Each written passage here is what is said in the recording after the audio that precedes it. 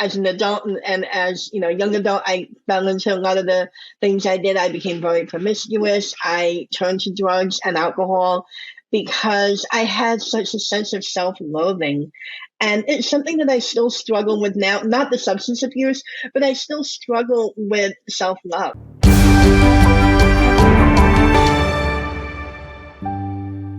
All right, everybody, welcome back to Flip That Shit with Stacey Uhrig. I'm your host, Stacey Uhrig. My guest today is Christine Errico. I'm so excited to bring Christine to you guys today. Christine is someone that responded to my request for people that maybe have gone through some adversity. I love interviewing people who I've never really met before, right? It's almost like picking a random stranger off of the street, because what I know for sure is that as human beings, we all have one thing in common, is that we've endured struggle and adversity. Too often, we're really kind of taught from a young age not to talk about our shit, not to talk about the difficult things in our life, not to talk about our challenges. But when life is a series of experiences that are divinely designed for us that tend to be challenging, when we can express that and we cannot share that with other people, it creates shame, as though we think we shouldn't be having these problems. It creates isolation, disconnect, which leads to great despair, depression, anxiety. And we wonder why we have so much of this in our society. So by kind of pulling somebody randomly off of a street, or in this case with Christine, kind of just throwing out a random request on a Facebook group and getting a chance to meet her for 10 minutes, prior to this, it gets us to see that we're all globally walking through life, being handed challenges, but that there are gifts in every challenge. There's purpose in every pain. And when I get a chance to interview these folks, my hope is that at least one listener will connect with Christine's story, and they will be able to feel as though they're not alone, that it's not just them. It may give them the courage to share their story with one other person, which can kind of pull them out of that corner of shame and get them towards that light. So let me tell you a little bit about Christine. Christine Errico was born with a bilateral cleft lip and palate. Throughout her life, she has had more than 20 surgeries, beginning when she was just 2 months old and ending in her late 20s. Her appearance caused her to be bullied constantly at school, and she was told that she would never amount to anything because of the stigma attached to having a facial difference. As an adult, Christine faced numerous challenges, from abusive marriage to borderline personality disorder diagnosis and other mental health issues, as well as recovering from substance abuse and suicidal thoughts. As a certified confidence and transformation coach, Christine helps adults with facial anomalies gain self-acceptance and self-esteem. How amazing is that? Talk about a gift in the challenge. Christine's a TEDx speaker, and as a TEDx speaker, she's shared her experiences growing up with a cleft lip and palate. She holds a PhD in business administration and accounting and has been a college professor for more than a dozen years. She owns multiple businesses and advocates for cleft lip and cleft palate communities. As a part of her commitment to strengthening the cleft community, Christine has traveled to Africa and Colombia to meet with children who have cleft lip and cleft palate to gain a deeper understanding of the work Smile Train does. So I hope that that's a great, exciting intro for you guys to meet Christine. Christine, welcome. Thank you so much, Stacey, and thank you for having me. I'm so excited to be here today with you. Talk about harnessing purpose and pain. What a life you've had. So I was, as in general form with this podcast, I just like to open it up and have you share with us, what was this like growing up with this difference? It was definitely, it was a challenge, but that would be putting it mildly. Every day was an obstacle. Every day was figuring out a way just to survive. As I've been told by my therapist, who put it so succinctly, you had anything but a normal childhood, because I always thought my childhood was normal. That was something my mother told me. Oh, you have a normal childhood. I'm going to give you a normal childhood as much as I can. And it was anything but it took me most of my life to realize that my childhood was not normal.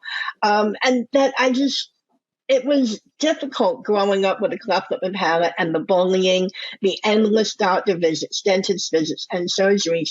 And so I learned to do just what I could to survive, especially as a child. And for me, that was denial. I denied having a cleft lip and palate. I denied that there was anything wrong with me.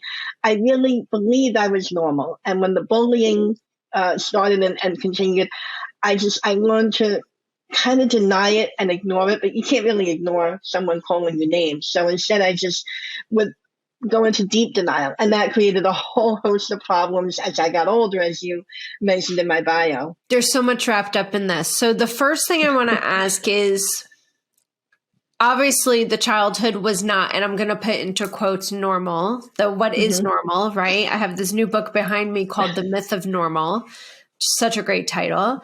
But what do you think the benefit was in your mother's thought process to tell you and to get you to accept the agreement that everything is normal? It was largely so that I wouldn't feel sorry for myself, so I wouldn't feel pity, and to give me the strength that I needed to survive. And also, I think that for her, it was she was always a very strong woman, even before she had me. I just know from growing up, she was the oldest in her family of two sisters and a brother. So she had to be strong. And I think she just wanted to convey and transfer that strength onto me. So by telling me that I was normal, I think she was trying to help me figure out my identity, that I'm not. My cleft lip and palate is not my entire identity. It's a large part of who I am. It made me who I am today, but it's not all of me. I'm also, even as a child, I was active in Girl Scouts. I loved to play games. I played outside. I had some friends. I had a younger sister. We have a great relationship.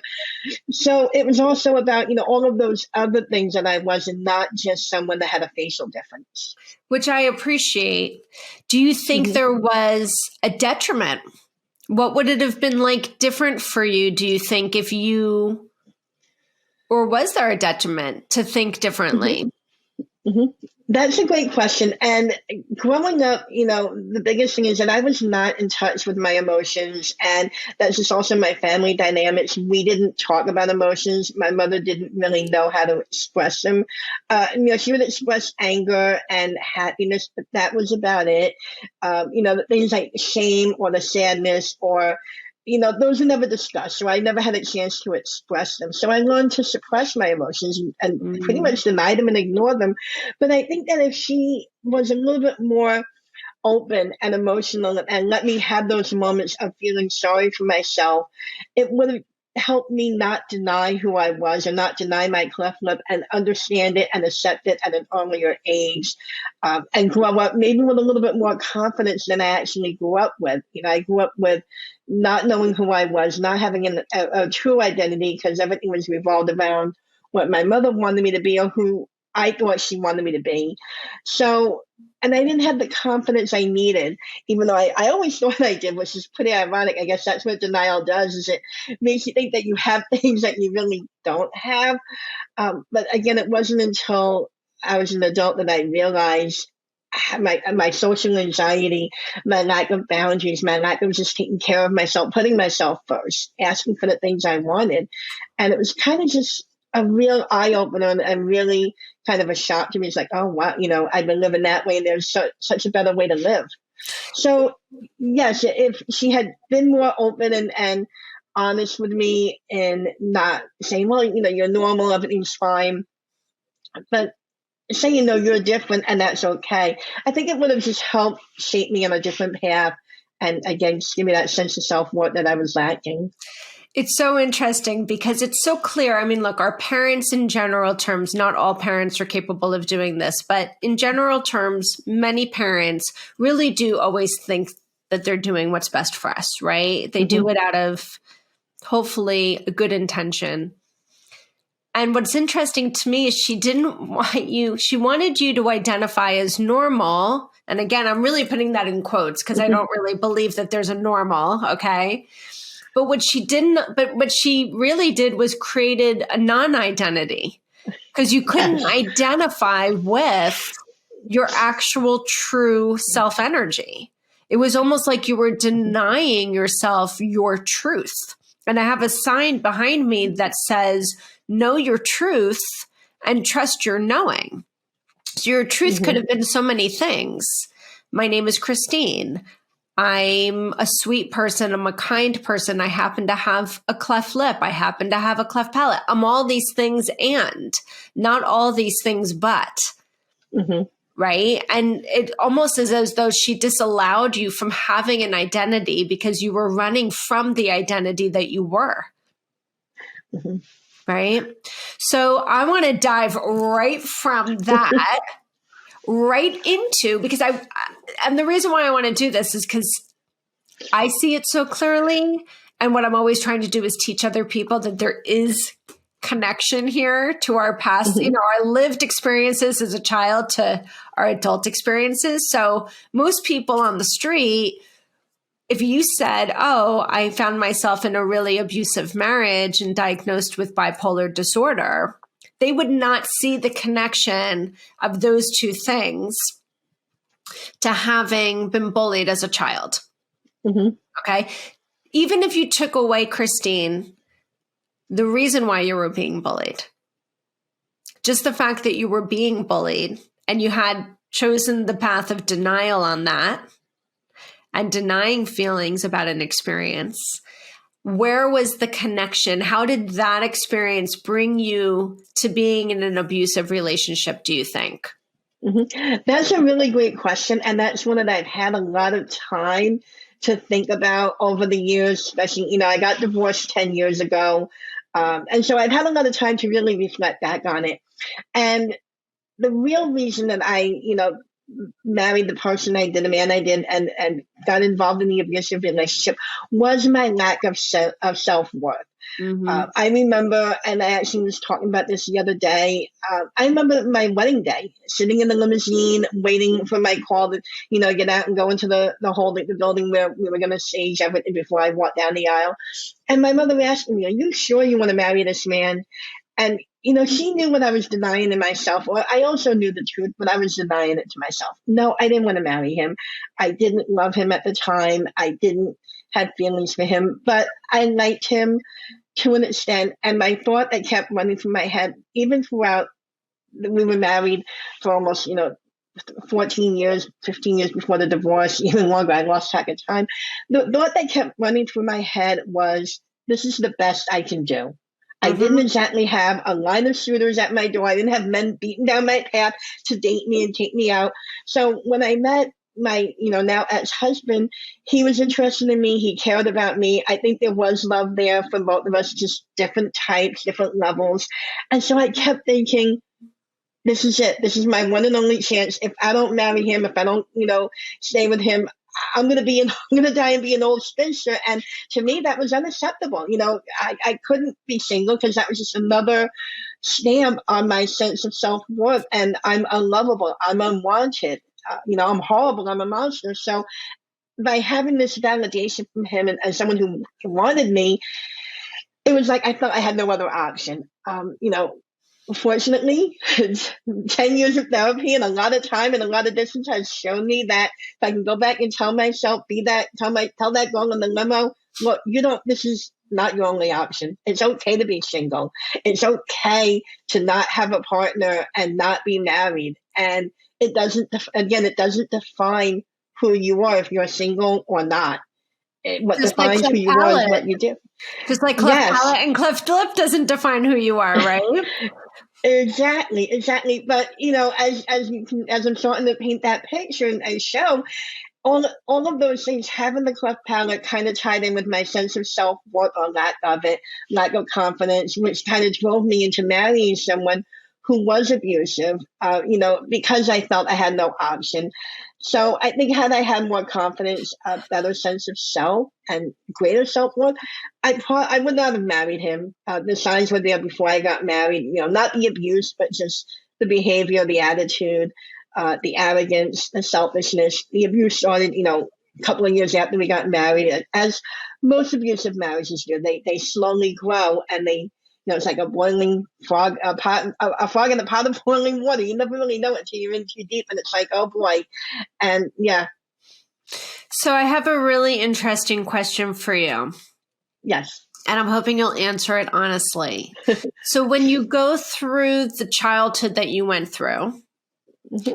In my point of view, what I see is this slow, just like you were saying, the abuse was, kind of a chip until you realized, holy shit, this is really bad.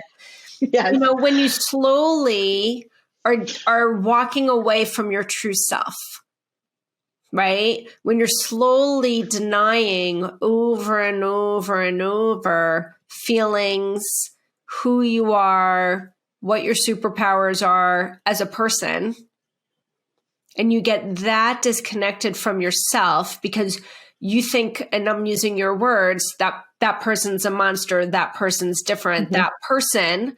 Now all of a sudden you're back here and that person's the forward facing. You're so mm-hmm. disconnected from yourself at that point. The question that I have is, did you love yourself? Definitely not. I mean, right. That's why, I as an adult and as, young adult, I fell into a lot of the things I did. I became very promiscuous. I turned to drugs and alcohol because I had such a sense of self-loathing. And it's something that I still struggle with now, not the substance abuse, but I still struggle with self-love and realizing that I am worthy of it. And really putting myself first and taking care of myself and loving myself. It's, I think it's going to be a lifelong journey for me, a lifelong battle. Yeah. And the reason why I asked about that is because so often when I'm working with women who who have said to me, I literally knew before I got out of the car at the chapel or at the temple or wherever I was getting married that I shouldn't be doing this, but I didn't think I could do any better. And this person is willing to love me. What I'm always thinking to myself is you can never receive more love than you have for yourself, right? Mm-hmm. You cannot possibly receive more love from somebody than how much you love yourself.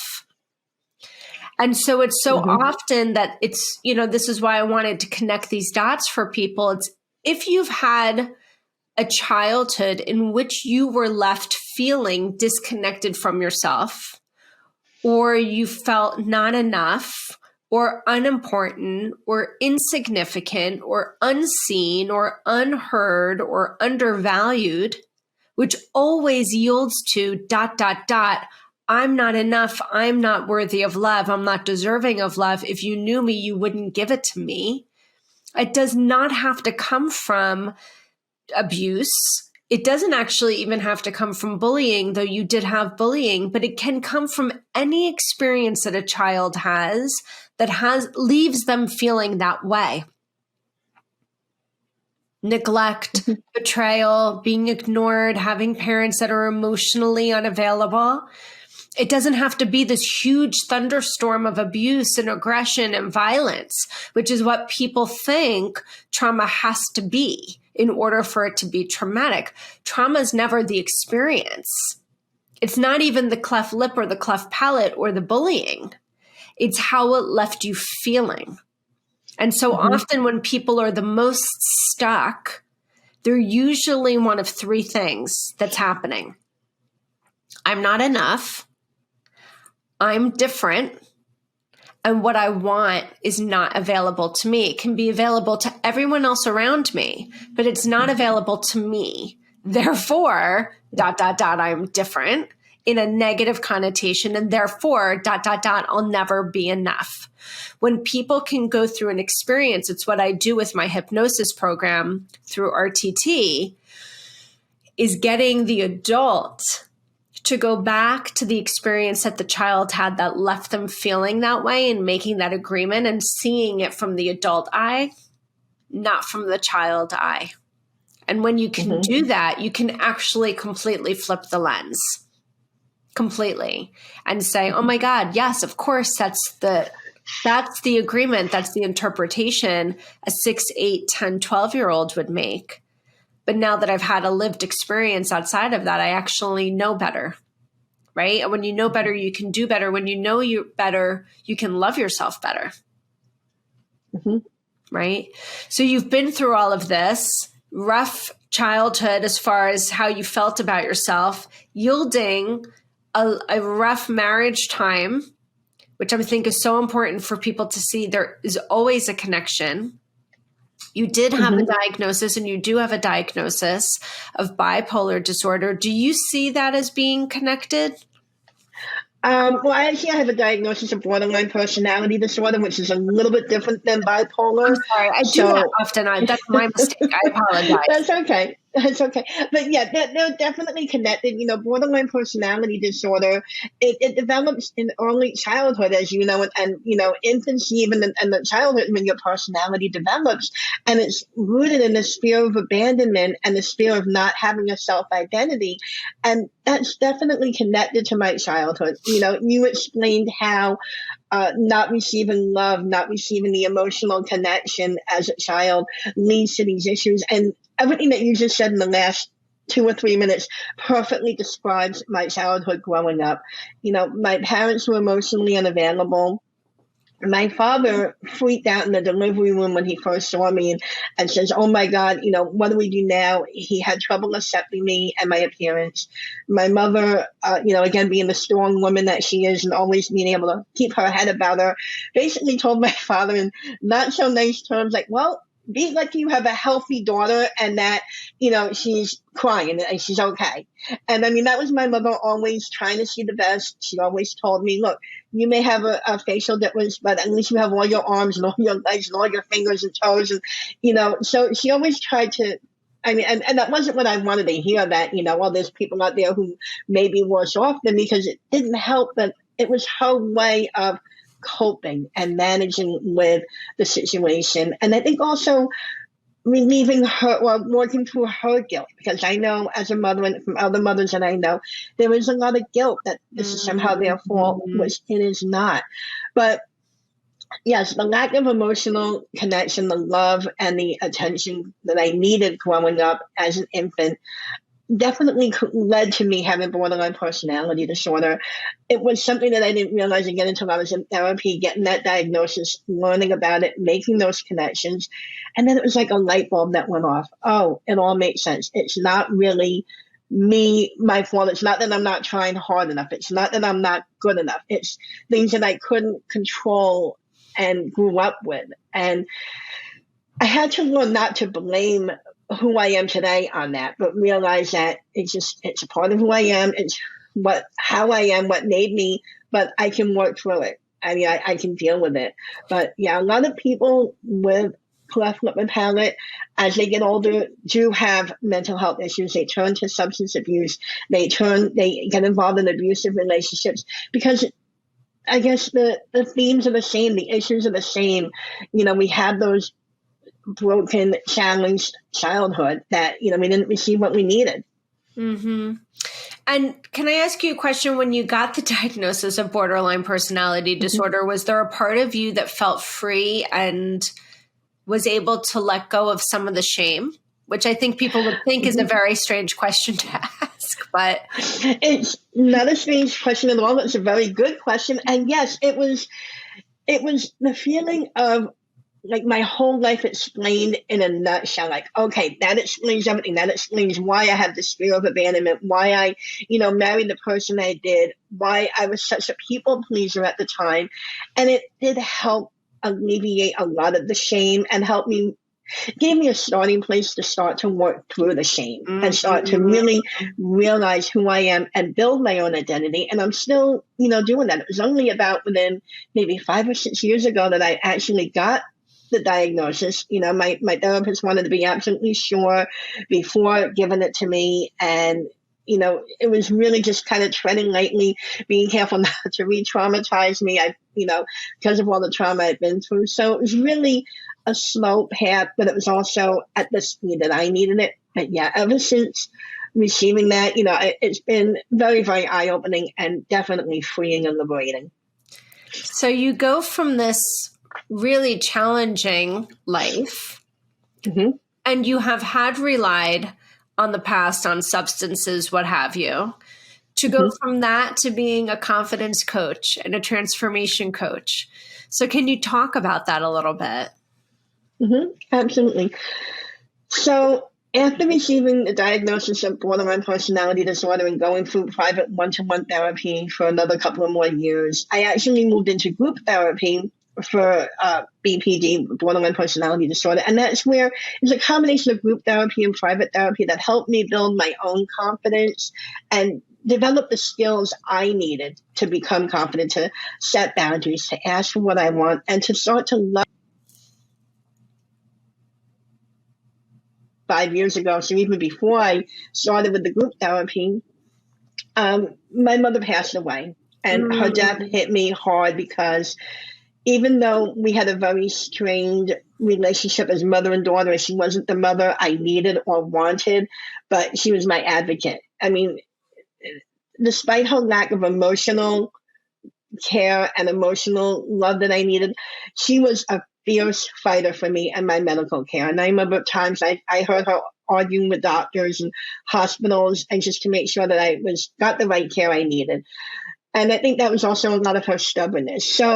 But she was also the one person in the world who truly knew to an extent what I went through. Nobody will ever know unless you have a cleft lip and palate what it's truly like. But she knew as best as she could, and she was the only person that knew that. So when she passed away, it hit me hard because I felt so incredibly alone now. It's like my only person that was there with me from literally the day I was born is now gone. And what do I do now? Where do I turn? So after a couple of months of grieving, I turned to Facebook and I just started Googling cleft lip and palate and Facebook groups for cleft lip. And I came across a group of adults, only adults with a cleft lip and palate.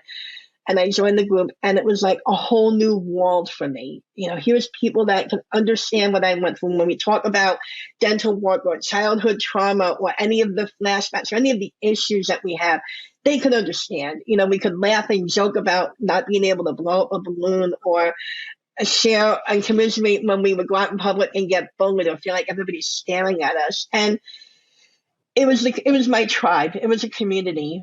So becoming active in that group, talking to other people, I started to again develop my own confidence and feel like, hey, I can talk about this now. It's not this horrible taboo subject. That led me to become involved in Smile Train and working with them.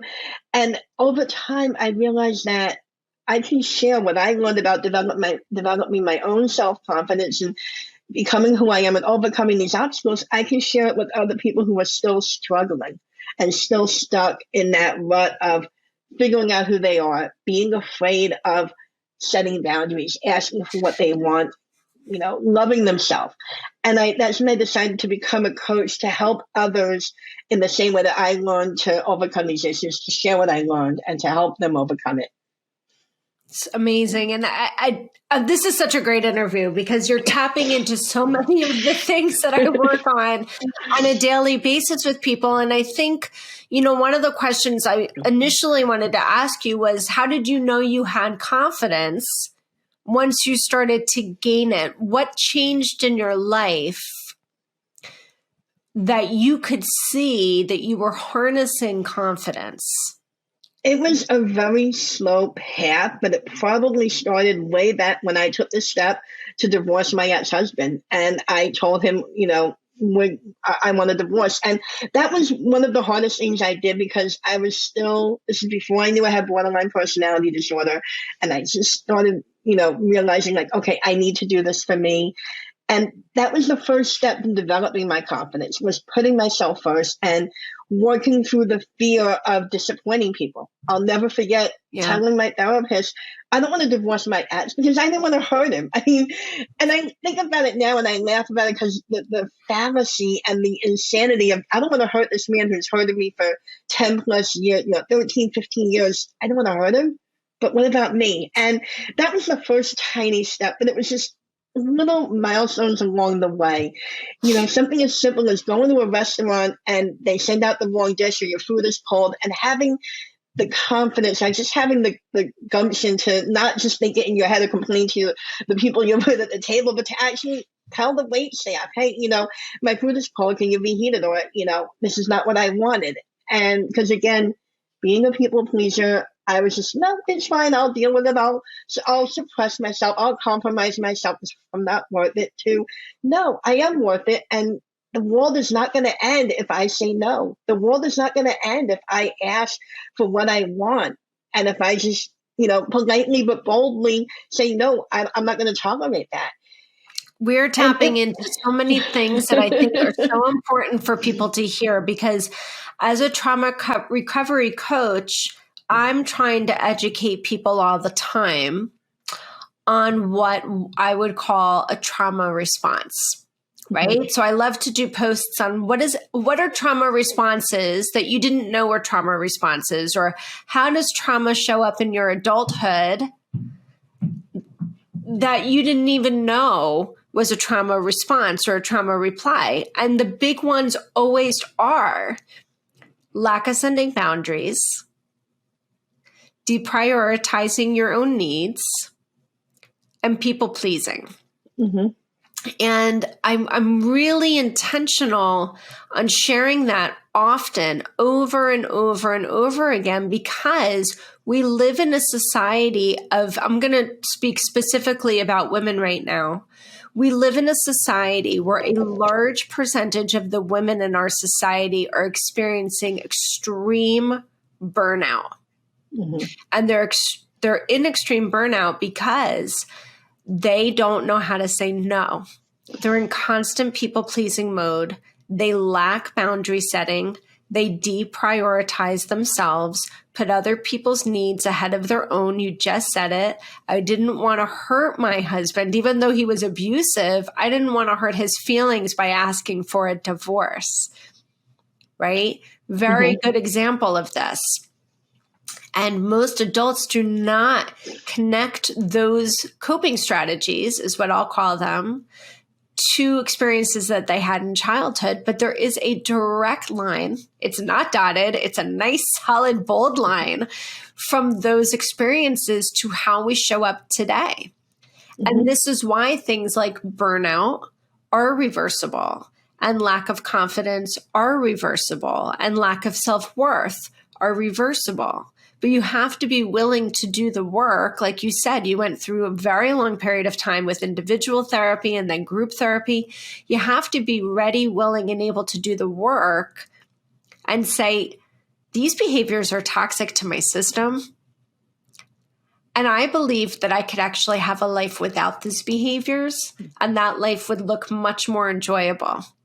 Mm-hmm. So I'm so glad that you pointed out very clearly fear of disappointing other people, people pleasing, and lack of boundary setting, because those to me are huge signs of self-worth and self-confidence.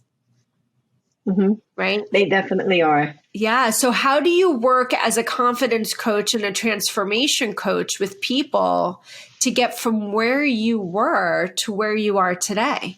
Mm-hmm. That's a fabulous question. And what I do is we start off by just getting to know my clients, getting to know what their biggest challenges are. Are they struggling with social anxiety? Are they struggling with boundaries? I mean, they might be struggling with all of those things: social anxiety, boundaries, people pleasing. But we focus on what is the biggest obstacle first, what they want to work through first. For me, it was always set boundary setting. Yeah, I had social anxiety. I was a people pleaser, but the lack of boundaries for me was my biggest issue. So I find that within the client, and we identify that together. It's always a partnership. It's always client centered. The way I work. It's always what they're leading the path. I'm just kind of guiding them along to make sure that they don't get lost. But they're driving that train, and they're driving their journey.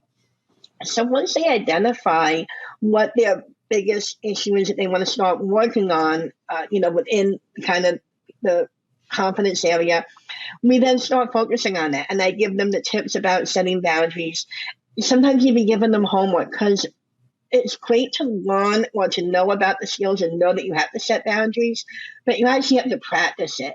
And because without practicing these skills, you're not going to get there. And that's the biggest thing. And that's the biggest thing that I learned throughout the last 10 years of just building my own confidence.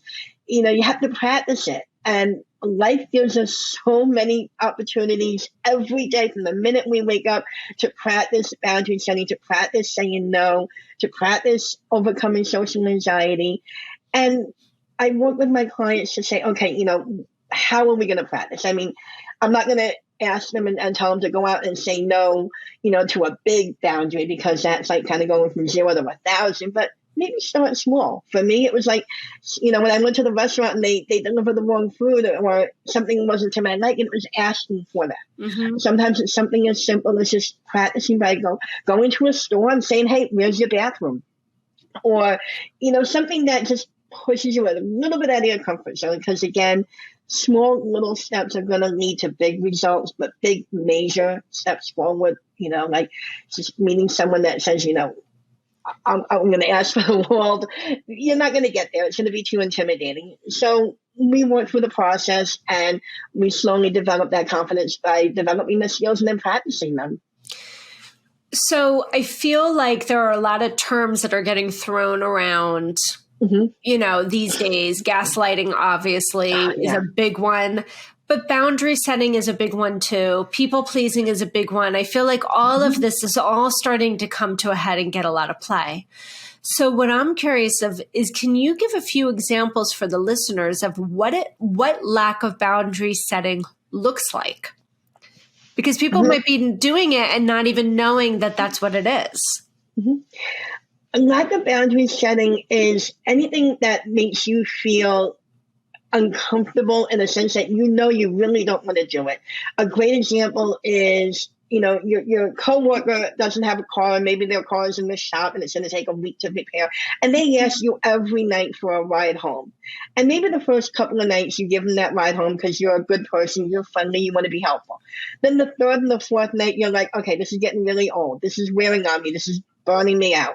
But at that point, you're afraid to say no. You don't want to jeopardize a relationship with your coworker. You don't want to make them mad.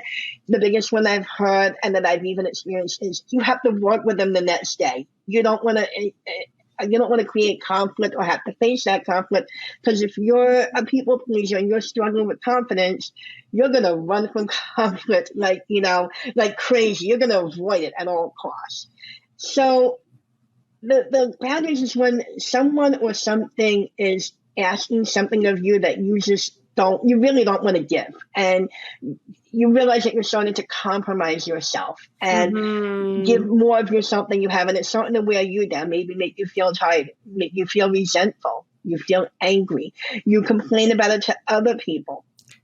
So that's how to know when your boundaries are being pushed beyond healthy limits. And that's the time to say no and realize that it's okay to say no. But more importantly, it's okay to say no without justification.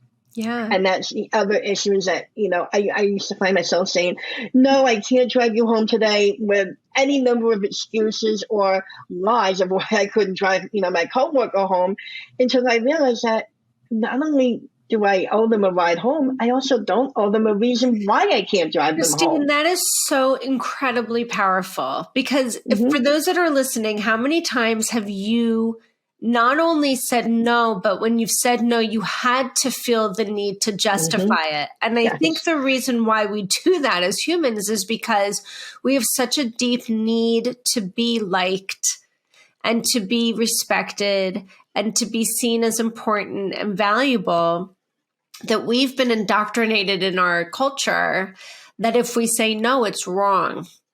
And if we say no, I'm going to disappoint you. And this is where the deprioritization of our own needs comes in. I'm willing to meet your needs, and I'm willing to put mine so far on the back burner, again, disconnecting from self. But that's okay because you'll like me. And that's more important than me liking myself. Me liking myself is I'm important. I have things that I want to do to fill my own bucket after a long day at work. And I know my truth and I trust my knowing, which is I'm a likable person. I'm a good person. I'm a kind person. And it's okay for me to say no. And I don't have to explain to you why I'm saying no. And I think if we were able to do this more as a community and as a culture, there would be much less anger, as you brought up, much less resentment. And when we have these emotions, anger, resentment, frustration, and we don't express them, we just let them fester, they manifest physically. So we're seeing higher rates of autoimmune conditions all the time. I myself was diagnosed with an autoimmune in 2020. We see more rates of chronic inflammation, chronic illness, unexplained illness. We're hearing this a lot. I'm not saying that they're all correlated, but there are many, many, many studies that show that the tears we keep, our bodies weep. And there's a great book on the bookshelf behind me, Feelings Buried Alive Never Die, meaning we have all these things we want to be able to express, one of which is no, which is a full sentence, by the way. And when we don't, we're then angry at the other people, but really we need to look inside and say, why am I not putting myself first? You know, we've been taught it's selfish. It's not selfish. It's self-love. It's self-preservation a lot of the time. Wouldn't you agree? Absolutely. And again, you know, I remember growing up, my mother used to tell me, oh, go out and help your sister, go out and help this person, help me, because you're selfish otherwise. And the last thing I wanted to be was selfish. And, you know, and again, I thought that by helping and giving to the point of where I couldn't give anymore, I would be likable. I would get the same in return from everybody else. And, you know, spoiler alert, it doesn't work that way. No matter how much you give, you're never going to get the same in return of what you want. And it's just going to create that feeling of anger, resentment. And I was angry at myself, knowing that I needed to say no, wanting to say no, and angry not only at the other person for pushing my boundaries, but myself for not having the confidence of saying no.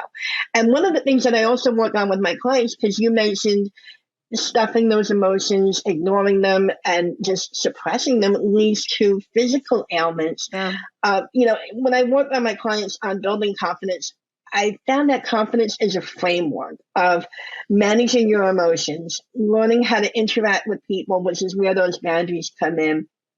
Mindfulness, which is another big area that's being focused on today, and learning how to manage distressing situations. You know, especially for somebody with trauma, you get triggered and you have that flashback, and, you know, it could be in the middle of a work day or the middle of anything, and how to manage that moment of crisis when you are triggered, you know, especially back in 2020 when COVID was at its peak and we were all wearing masks.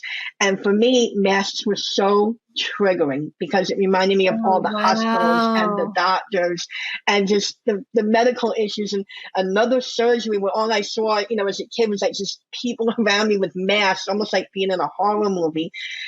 So it really took a lot of managing my own distress in that moment. You know, I call it distress tolerance and to just manage how to get through that moment and realize I'm safe. So when I work with my clients on building confidence, it's not just here, we're going to set boundaries, it's also feeding into the other issues of managing those emotions, knowing how to identify and name them and work through them and let them adjust. Because what I've learned is emotions only last for 90 seconds. That's a minute and a half. That's nothing in the grand scheme of things.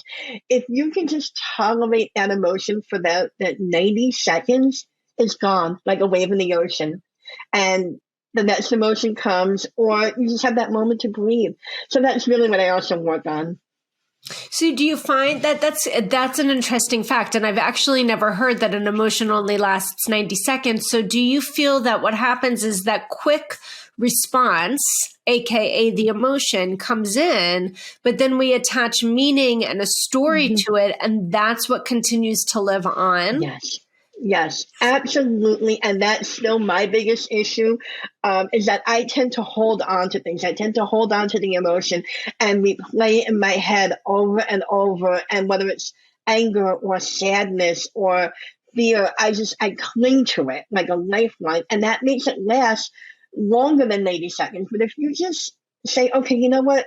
I'm sad, and let the tears flow and let it exist. Chances are, I mean, I don't want to sound like I'm diminishing anybody's emotion, but chances are it's not going to be as intense if you just let it exist and let it happen and let it work its way out. Emotions create that physiological fight or flight, because emotions they're a message to our system, to our brain, to our body that, hey, something is not right, or something is right in the case of positive emotions. So it's a message to us about what's going on with ourselves in that present moment. So if we just listen to that message, okay, I'm sad. I'm going to let the sadness exist, and it's going to pass. And, maybe I'll be sad for the rest of the day, but not at that deep, intense, bawling, crying sadness where I can't think of anything else. And if you just practice that distress tolerance in that moment, to not deny the emotion, but work through it, find something a little distracting, and then just talk about the emotion when you feel in a happier place, to let it go and work through it. It doesn't all of a sudden doesn't seem like it has that much control over you. Yeah, I'm loving everything you're saying. It's so true. And I just was having this conversation with a client this morning before our recording, because what I learned working with my own coach 12 years ago when I was in such distress was that what she taught me to do was to talk about the sensation, right? We talk about anxiety, panic, depression. It's really, this is my point of view, it's a sensation in the body. I've never had depression or anxiety or panic without feeling a physiological change in my body. It's what keeps me paralyzed. And that sensation for me personally, let's use anxiety for an example, or panic, is it feels like a freight train in my chest. I feel like if somebody put their hand on my chest, they would feel this. It's physical. It's very physiological. And so what's our inherent need is to understand and have control and have reasoning. So we very quickly attach meaning and an interpretation and a story to the sensation. But what I was taught was, just tell me, what is the sensation? I feel like I have a Excella train in my chest. What does that feel like? It feels like a rapid bumping. It feels like this. It feels like that. Do not attach a story as to why. Just say, I recognize I have this sensation in my body. Like you said, 90 seconds. I see it. I feel it. I acknowledge it. Because I think the more we fight it, the longer it likes to stay around. Yeah. And to your point, thank you for sending me this message that something's out of alignment. And that's it. And when you can get patient and trust the process and do that, it will last less and it will move through. But what we've learned is, oh my God, there it is. I don't know how long it's going to last. This is a nightmare. Find me the Xanax, find me the whiskey, find me the cigarettes, find me the vape. I'm going to run from this intense experience, and I don't want to feel it, because if I feel it, then I'm going to have to deal with it. And so this is what we've learned as a culture to do, and it works till it doesn't. Right? It works for a while till it doesn't. But we are so quick. And I had a client recently say to me that they had been up till 4:00 in the morning because something distressing happened. Again, there was a distressing moment. There was an event. But then there was a whole story attached to it. It was a trigger for deep core beliefs that the person wasn't ready to deal with. And so what do? They end up drinking. They end up doing this. They end up doing that to try to run from it. And now they feel horrible the next day. The whole thing just keeps going on and on and on. And my question was, what would have happened if you had just sat with that feeling? And the person said, I would have died. And then I said, I'm going to ask you again. What would you have done if you had just sat with that feeling? Would you have really died? No, I wouldn't have. And I said to that person, the brain is a sponge. It doesn't think for itself. It doesn't discriminate. It doesn't hear what you say and debunk the truth that you're giving it. It just says, okay. So if you tell yourself, if I don't do A, B, C, X, Y, Z, I'm going to die. Guess what? Your fucking amygdala is going to go berserk, right? Your amygdala is the part of your brain that is the alarm center. This is where fight, flight, freeze, and fawn live. The moment you use language with yourself like a sword, I'm going to die. It's like, holy shit, DEFCON 10. He's going to die. Go into alarm mode and it will be whatever your alarm is. For me, it's fight. For somebody else, it's people pleasing, which is the fawning. For other people, it's freezing or fleeing. And now, as soon as that alarm center is ignited and activated, your vagus nerve gets activated.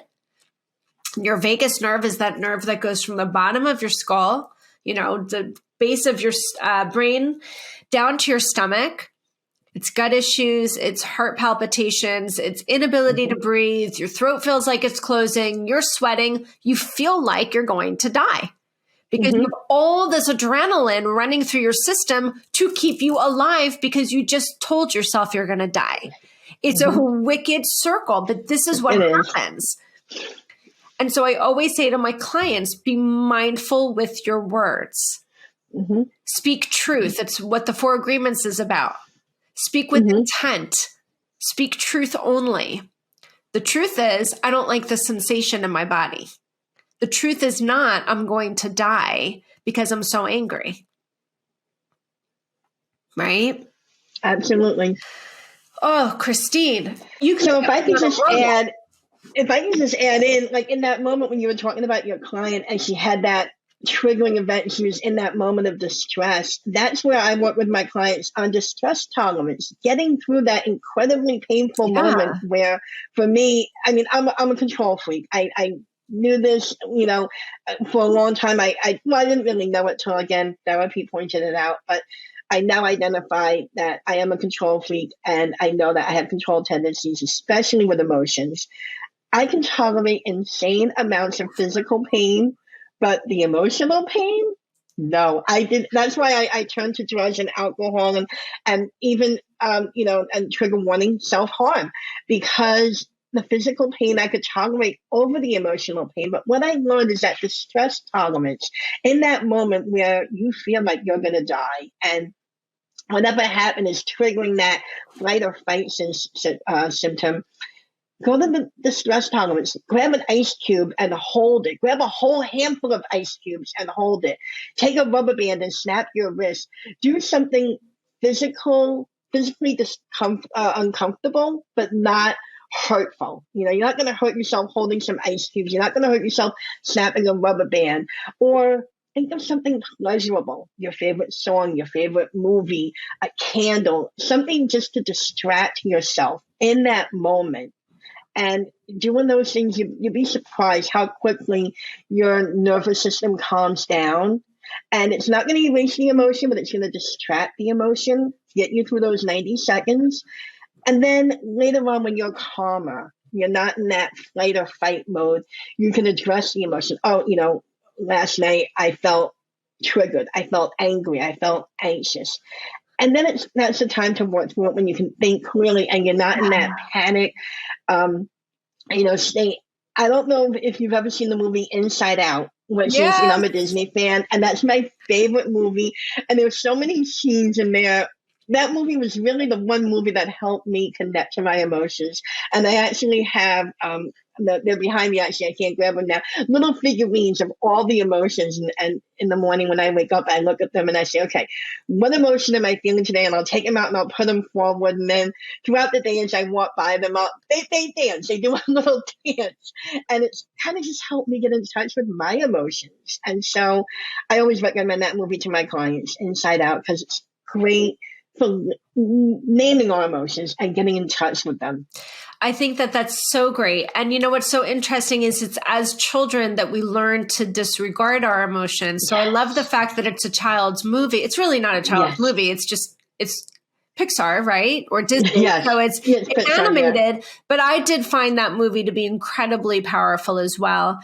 And when it comes to naming the emotion, I think that that is such a big part of the healing, because when we can give language to how we're feeling, we can really begin the healing process. We're much more aware of what it is. And I'd love to recommend to the listeners to consider the book, Atlas of the Heart. I've mentioned it a few times in my other podcasts by Brene Brown, which is basically a beautifully illustrated encyclopedia of emotion. You know, she basically selects, I don't know how many emotions she talks about in the book, but she basically defines emotions that really are things that we are feeling and experiencing, but we don't have the language for. Mm-hmm. And I have it as a coffee table book in my home. And whenever I'm feeling something that I don't have a label for, I will go find that. Because once I can label it, I can get a deeper understanding of what I am experiencing, and then I can start to attack why I'm feeling it. And then I can start to challenge whether or not that's an emotion that I really want to be holding on to. So exactly. I love it. Christine, this has been really an amazing interview, chock full of, I feel like all the things that I'm constantly working on with my clients all the time. So I'm so grateful that you came forward with your story. I know for sure it was going to resonate with many people, because even without the bullying or the facial anomaly or the cleft palate or the cleft lip, what we've covered today with regards to how our emotions, when denied early on in life, affect us throughout our lifetime, and how those responses show up, very, very universal. And I'm really glad we had a chance to touch on them, because I never know where these interviews are going to go. Absolutely. And as we were talking, I was like, damn, this thing is chock full of good shit. I was like, this is going to be a great interview. And I'm really thinking it could potentially go down as like a top interview of the year, because it really does tap into universally what so many people are struggling with. It doesn't matter what the circumstances. Everything else ends up becoming the same. So if you're listening to this and you're like, oh my gosh, like that's me, and you have not expressed to someone that you are in this struggle, A, you are not alone. B, there are plenty of people like Christine that this is literally how they support people. And before we wrap up, I want to give everybody information on how they can find Christine. So Christine's name is Christine Errico, CHRISTINE, Errico, ERRICO, and that is her website. It is ChristineErrico.com. She has an ebook there that you can download. She offers a free one-to-one consultation that's 30 minutes long, so you can learn a little bit more about who she is and how she helps people heal. And you can also check her out on Facebook at Coach Christine Errico. Christine, this has been awesome. Thank you so much, Stacey. This has been very fantastic. And I know your listeners are going to get so much value out of this. I'm very happy to share. I absolutely know that they will too. This has been phenomenal. Thank you guys so much. Again, it's Christine Errico. It's ERRICO.com. and you can go there and have a free one-to-one consult with Christine and boost your confidence too. Thanks for listening, guys.